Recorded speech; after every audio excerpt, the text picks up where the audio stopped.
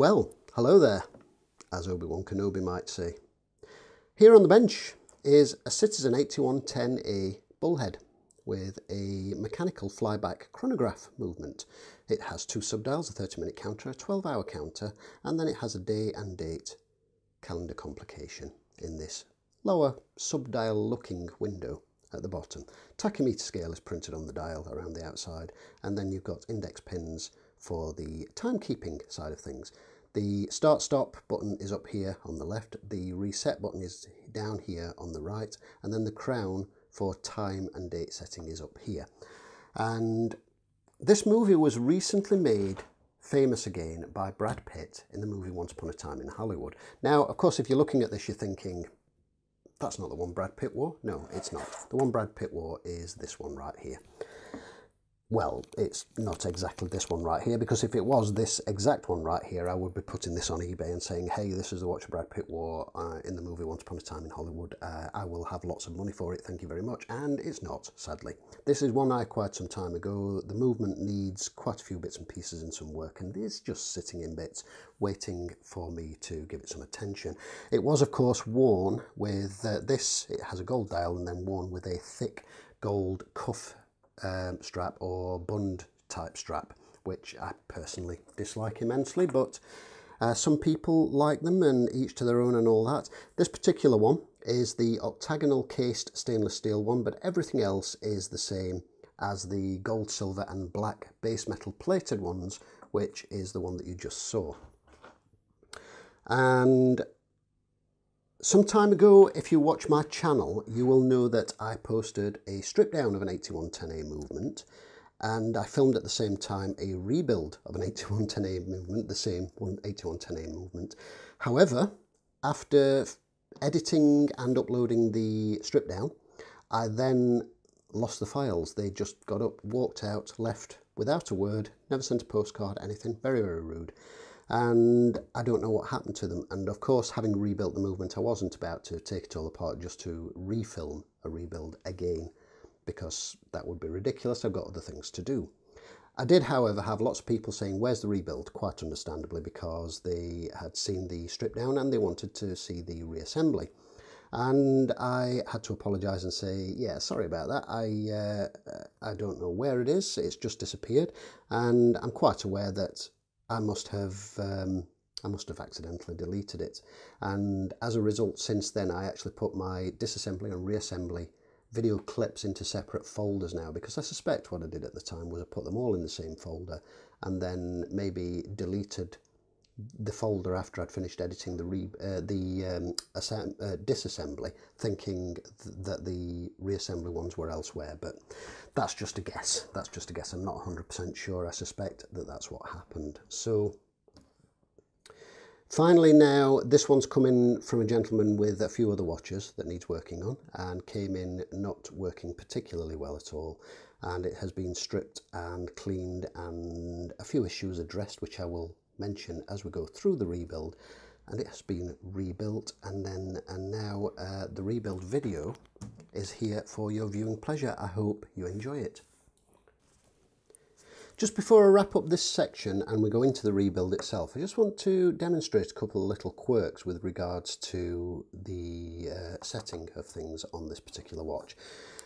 Now, the crown has two positions, so calendar setting and time setting. If you pull it out to the second position, you'll often notice that there's quite a bit of wiggle of the movement in the case once it's out in the hand setting position, but that should disappear once the crown is fully locked in. So don't worry unduly about that. They use a plastic spacer ring and they're not secured in super tight. So if you pull the crown to time setting position, turn the crown anti-clockwise, you'll see as it approaches 12, the date clicks over, and as it approaches 1 AM and just goes past, the day also clicks over, switching just before 3 AM to the whichever chosen format you have. In this case, we have English and Kanji. And as with all mechanical watches, you must always set the day and date on the quick set when the hands are in the lower half of the dial, like so. So if we pull that out to the first position, turn the crown anti-clockwise, you can see that does the quick set of the date. If you turn it clockwise, it does absolutely nothing. And this is the one that confuses people quite a bit, because to set the day, you actually need to have the crown in the date setting position, the calendar setting position, position 1, and use the reset plunger, the reset button, which advances, as you can see, the day. And it's quite a quirky little thing, and it's something that people tend to find a little confusing. As we begin the rebuild of the Citizen Challenge Timer 8110A or Bullhead, I would like to note that the video for the rebuild had to be split up into two, because in one segment it would have been over an hour in length, which I believe personally is a bit too long for a YouTube video. So I like to try and keep my videos down to 30 to 40 minutes maximum if possible, and it can be tricky with watch videos because often a lot of detail is needed, and I wanted to go into a great amount of detail here with the rebuild. I wanted to really show it step by step, because this is a video that many people have requested since I uploaded the original disassembly video way back when. So there you saw me adding braking grease to the mainspring barrel wall, fitting the mainspring, and that was just a glimpse of my vintage K&D style mainspring winder set, which I absolutely love. And then we're using a bit of D5 on the upper pivot of the barrel arbor and seating the barrel arbor in place in the barrel before adding D5 to the lower pivot and then adding the lid. The lid, as you'll see once we start to seat that in place, has a driving wheel fitted, which is for the hour recorder on the dial side, and this actually sits through a recess into a jeweled hole into a bridge which is riveted in place on the main plate.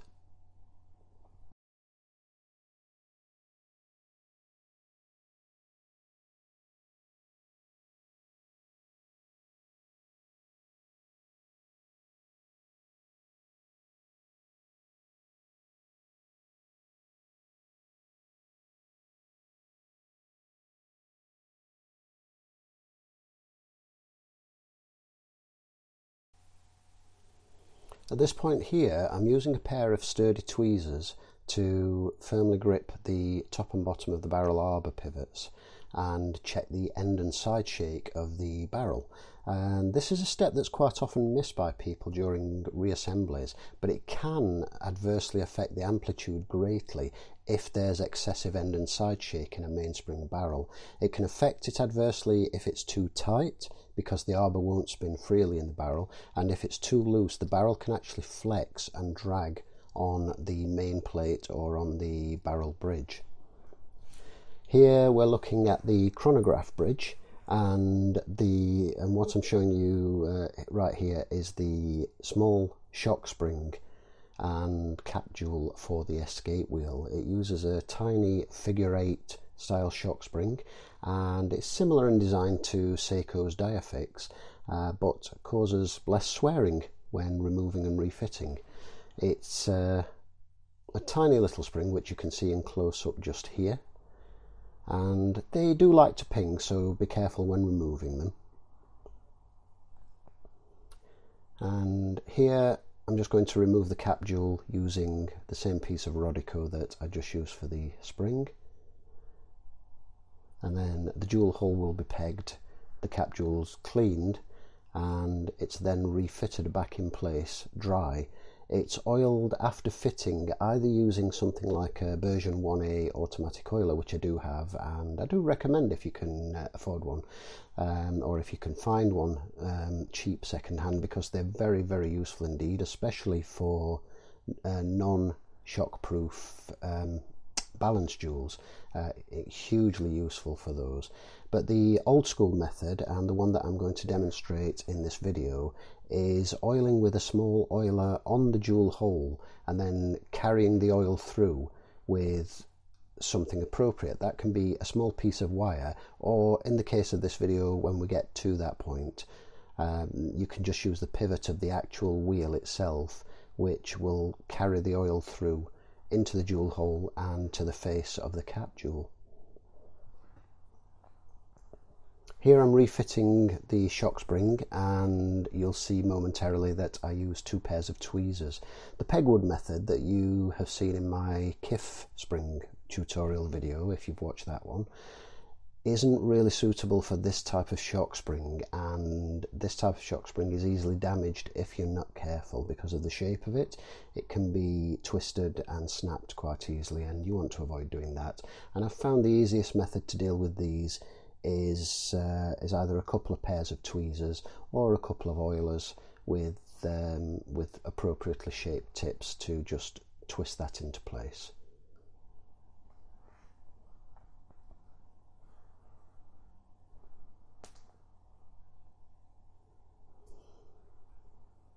And now we move back to the main plate. This is the dial side, and here I'm fitting the U-shaped spring, which holds tension on the minute wheel of the motion works. And the shock system for the balance has already been removed, cleaned, oiled and replaced, as has the shock spring and cap jewel for the escape wheel, as just demonstrated on the Chronograph Bridge. I will demonstrate the shock spring and the chaton for the balance shock system when we get round to fitting the balance. The system used on the Miyota movements is unique to Miyota and is called a parashock system.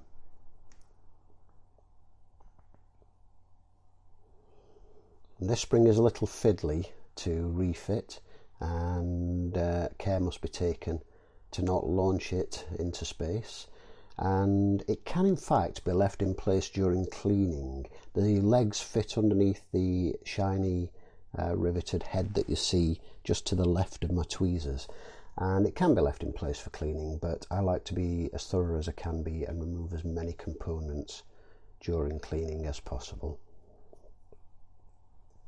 Moving back onto the train side of the movement, I'm adding a small amount of 9010 onto the sliding portion of the minute recorder driving wheel. This is a double wheel with one loose wheel which is held under spring tension, and when the minute wheel is braked, that wheel will slip, allowing the fixed wheel to rotate along with the train of wheels. And here are the points where you need to add a very, very small amount of 9010. Similarly, on the mainspring barrel, we have a driving wheel for the hour recorder, and this is a common method of driving the hour recorder on chronograph movements, and this needs to be oiled in a similar fashion with 9010 on the top and the bottom of this driving wheel. You'll notice that it has a little bit of flex, as just demonstrated there, because it's held under spring tension.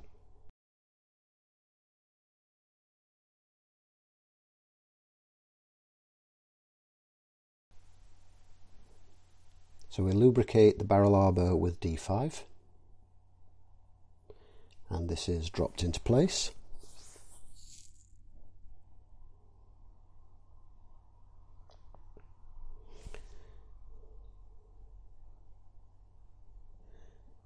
This shiny silver 4-spoked wheel that you see here is part of the automatic winding system, and then we fit the third wheel and the offset second wheel.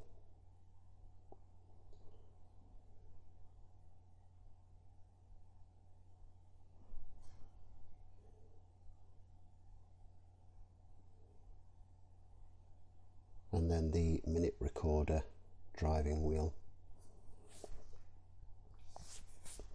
The fourth wheel and escape wheel are not fitted at this point, the fourth wheel of course being the chronograph runner, because there isn't a continuous running seconds on these watches, and that and the escape wheel are both housed under the chronograph bridge, so they're fitted later.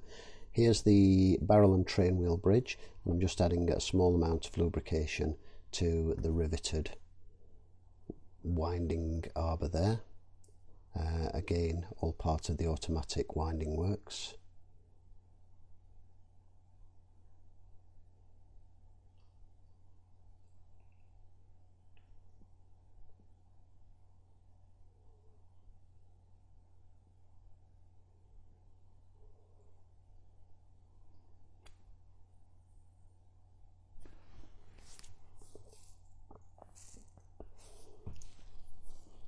This bridge is held in place by 3 screws of the same type and length.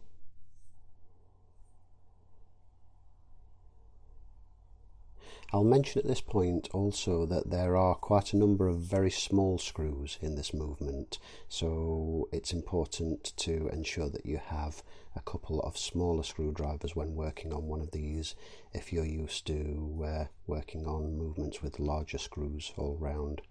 Here I'm just pressing a post in that's become a little bit loose. This post isn't crucial in terms of having something pivot on it, so it's perfectly acceptable as it is. If it were more of a crucial thing, then I would have to remove that, inspect it more closely and restake that on the staking set. But here it just holds this small pivot piece and that wraps around the minute recording wheel, and then on top of this will sit the jumper spring for the pillar wheel. So the crown wheel and the crown wheel washer are fitted next, and the crown wheel washer itself, as you'll see in just a moment, is in fact also the pillar wheel for the chronograph movement. Using a little bit of a little bit of D5 to lubricate these moving parts. Grease could also be used here if wished. And then this is held in place by a reverse threaded screw, as is the ratchet wheel. This is again very common on citizen movements, on Miota movements. They tend to use left-handed screws on the ratchet wheels of the mainspring barrels, and this means of course that you cannot wind a mainspring on a citizen typically with using the screw on the mainspring barrel.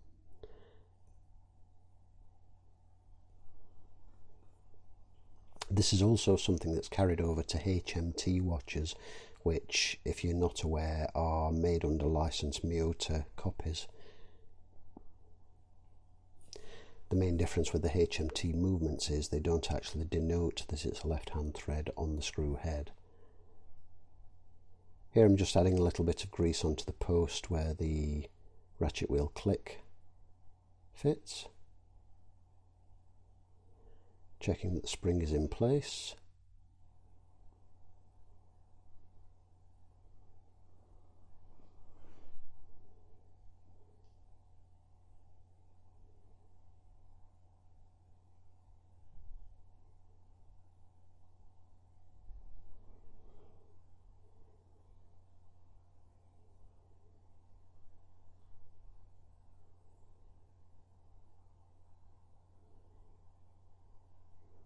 And then a quick work of the ratchet wheel just to make sure that the click is operating as it should.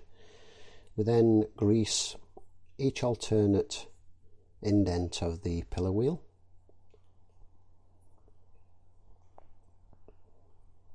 This will be evenly distributed by the pillar wheel jumper, which we're fitting just here.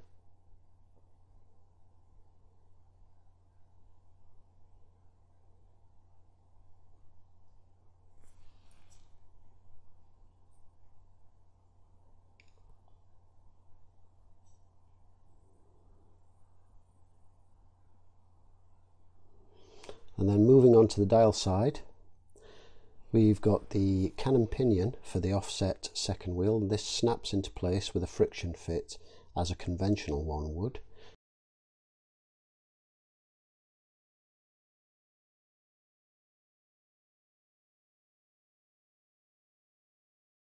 I'm going to pause briefly here and take a moment to talk about the assembly of the keyless side. This is typically the most nerve-wracking side for people who haven't worked on one of these movements before, because there's a lot going on.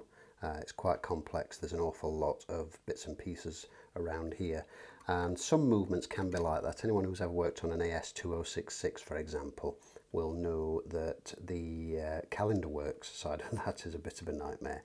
So as you know, we've completed pretty much all of the going train and the mainspring barrel, including the pillar wheel or column wheel and the jumper spring for it, and then the cannon pinion down here, which is an offset cannon pinion, and that snaps into place much like a typical cannon pinion would. We do have a central cannon pinion, but this is what's called a free cannon pinion, and that does not actually have any friction fitting because the friction is provided via this one here. Free cannon pinions are quite common on many movements. It just depends on the movement and the design of it.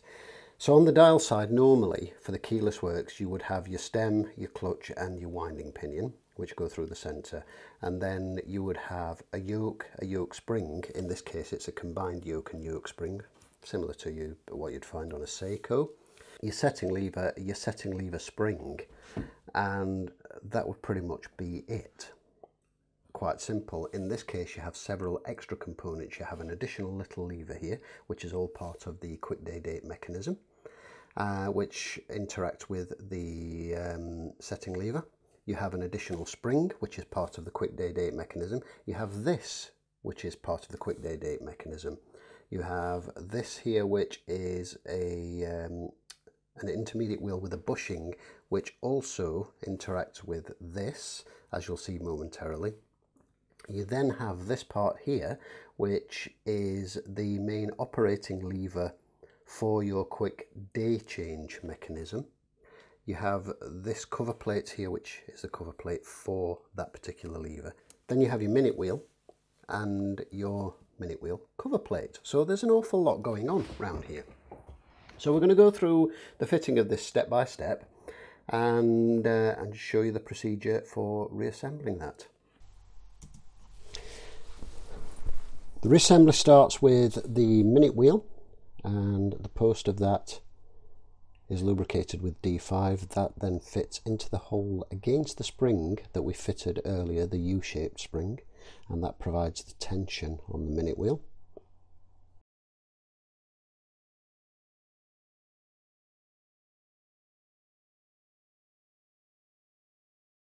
And here we fit the minute wheel cover plate.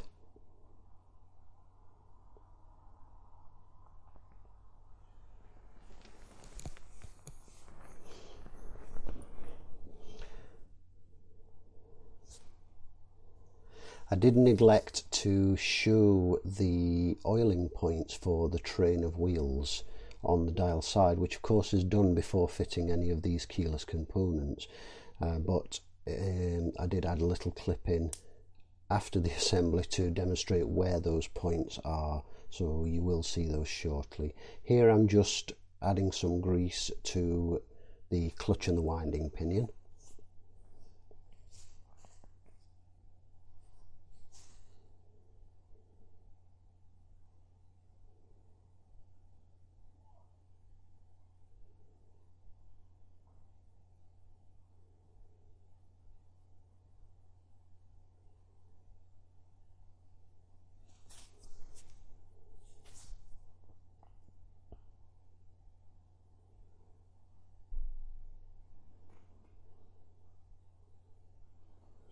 And a little more grease in the channel that the yoke rides in.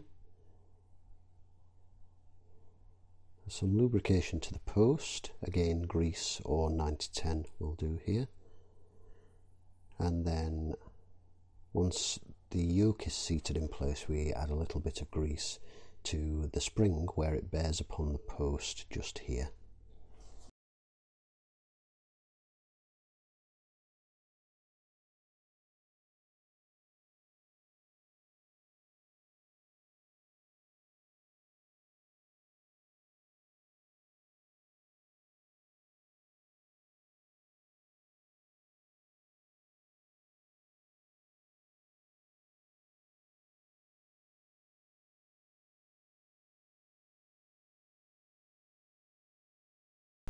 This small piece just here is a stop lever which works in conjunction with the rapid day change lever, and when it is in the calendar setting position, this allows the day change lever mechanism to lock so that it has full throw when you press the reset button and rotates the day disc.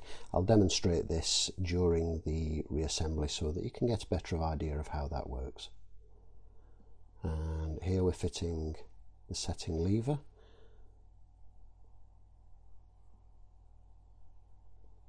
Noting how this stop lever interacts with the setting lever.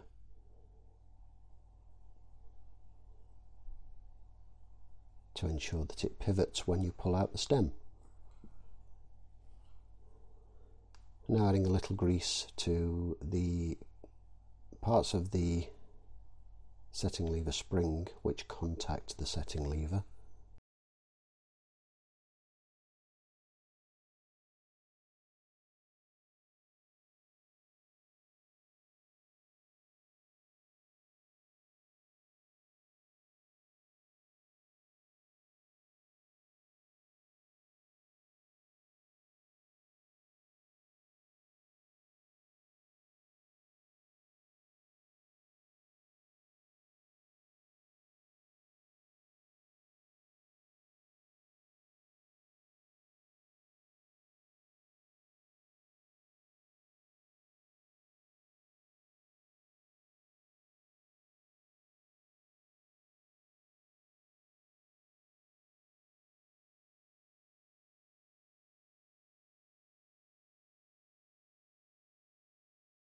And a quick test just here to make sure that everything's pivoting correctly.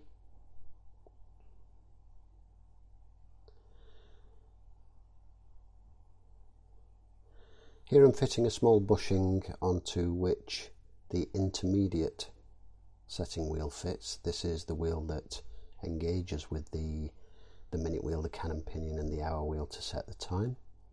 And then on top of this we fit this component, which is the quick date change lever, and this again will rotate along with the crown being pulled out. Here in close-up you'll be able to see how this interacts with the spring which was fitted, the large L-shaped spring, and I've gotten in close to this one to demonstrate how this fits under that spring, because if this is not fitted under the spring as shown by lifting the spring away and then putting the arm in place there, it will not operate as intended and you will have no quick date change facility.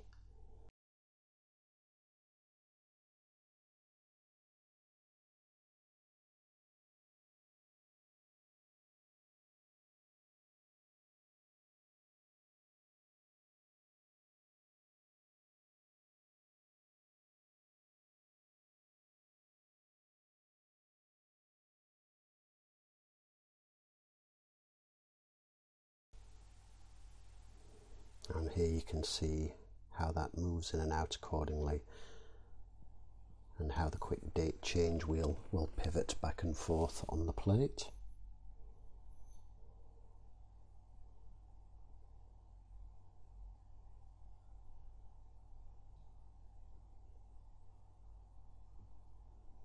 There I was adding a small amount of grease on the arm where it contacts the spring, and here we're fitting the quick date change lever and adding a small amount of D5 onto the pivoting section of the lever. This is the section that will lock and unlock to allow the quick day change mechanism to work when it is in the calendar setting position. Similarly to the yoke, the fitted integral spring is located behind the peg, and then up at the top near the stem you need to make sure that the uppermost section of this day change lever is located behind the little step on the very edge of the movement, otherwise it will jam up and not work as it should. Hopefully I explained that clearly enough, but just here where I'm pointing with my tweezers. And then we add a little grease to the tension spring.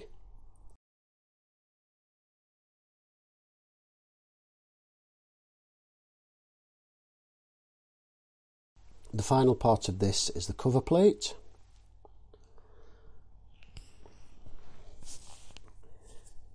And this ensures that none of the bits ping out during use.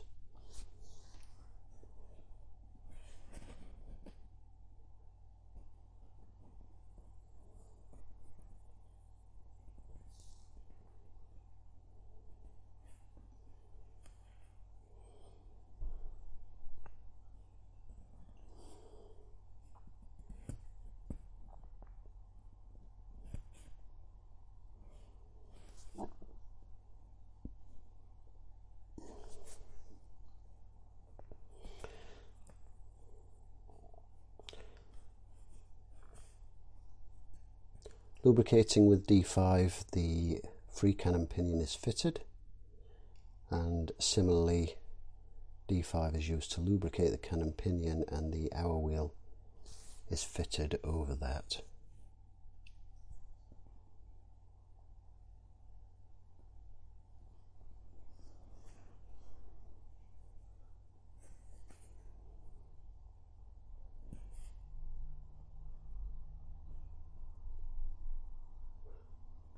Here I'm just demonstrating how the quick day change mechanism works and how this system locks and unlocks thanks to the tiny lever that you saw earlier. And here I'm just pointing out the areas for the appropriate joules for oiling the train bridge on the dial side. The next step is to fit the front chronograph works plate. This is actually very straightforward. There's only 3 components to fit and it's almost impossible to get this wrong. So this part here is the reset hammer, the C-shaped section. We then fit the operating lever. This is the bit that you will press when you press your reset button, and this moves the hammer to reset the hour recorder. And a little bit of a fiddle to just get that in place and get that slot over the actuating pin of the hammer. But once that's in place, we can then fit the tension spring, which will return this to the 0 position. So after you press it, this tension spring will pop it back up into place when you let go of the button. The appropriate parts that contact one another are greased, and here you can see how that works and how it pops back into place.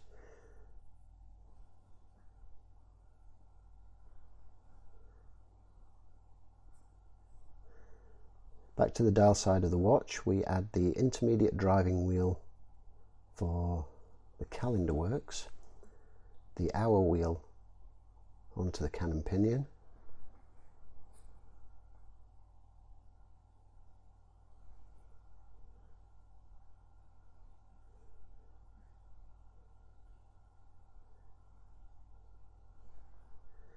the brake for the for the hour recording wheel, which is very similar to your calendar jumpers that you'll see on many Japanese movements. This is actually the operating brake, and the hole right at the angle where my finger is there is where the operating lever from the chronograph bridge passes through the plate to release and actuate this brake. Here I'm fitting the hour recording wheel itself. The large pivot at the back is lubricated with a spot of 9010, and it's then sat into place, and at this point you'll note that the brake is actually under tension and pressing on it because there's nothing to actually move it away. And we then very carefully fit the front chronograph cover plate into place, making sure that the pivot for the hour wheel passes through its tiny little hole on that plate. Once this is fully seated down, it's held in place by 3 screws. Here you'll note I'm only adding 2 screws because one of them had a head sheared off when I stripped this movement. I managed to get the remaining portion of the screw out after I'd removed the plate. I will need to find an appropriate screw to replace that broken one. But that completes this particular video. Please watch the next video for the continuation of the assembly of the chronograph.